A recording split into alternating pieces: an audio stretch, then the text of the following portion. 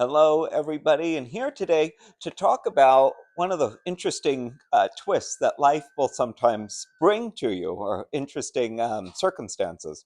So, I've talked about the book My Side of the Mountain many times before as really a catalyst that got me interested in falconry and birds of prey.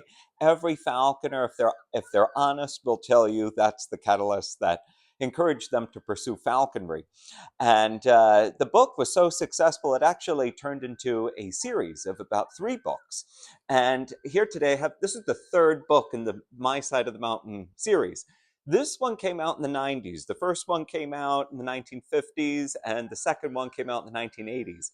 So this is Frightful's Mountain, where the character, the protagonist in these books, Sam Gribley, he decides to let Frightful go, his falcon, back into the wild, which is something falconers will routinely do also. We, as a thank you for our hunting partner, sometimes falconers just let their birds go, and the bird is now equipped with very good hunting skills. This is something critics of falconry don't quite realize or understand completely. It's quite common for falconers to do that. So I love this book. This was an interesting book. She goes on adventures, Frightful. She bounces around. There's all different colorful characters in the book. And there's a character in this book named Jonathan Wood, who is a falconer, and he does wildlife programs.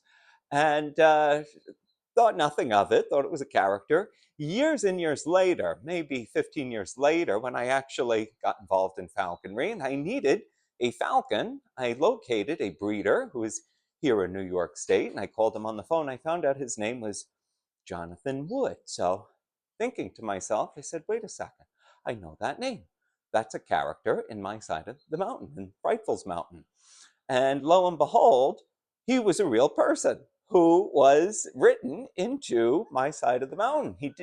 That happened because he had a personal friendship with Jean Craighead George. So she was so taken with him that she decided to make a character based off of his life traveling and doing wildlife shows and programs. So I ended up buying a falcon from him, and as time went on, he found out I did wildlife shows, and we actually formed a friendship. And the story continues still to this day because I talk to him all the time on the phone. A couple of weeks ago, he called me. He said, Nick, I'm away from home. I'm doing shows in Texas, and there's a breeder in New York who has my new baby falcon, and they don't want to raise it.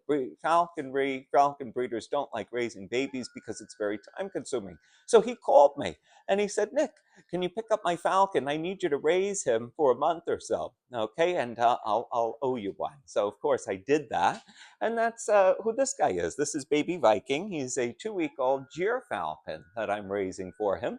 And what we're going to do is we're imprinting this guy. We're getting him used to the human world. Very important for birds who are going to be doing programs in front of people.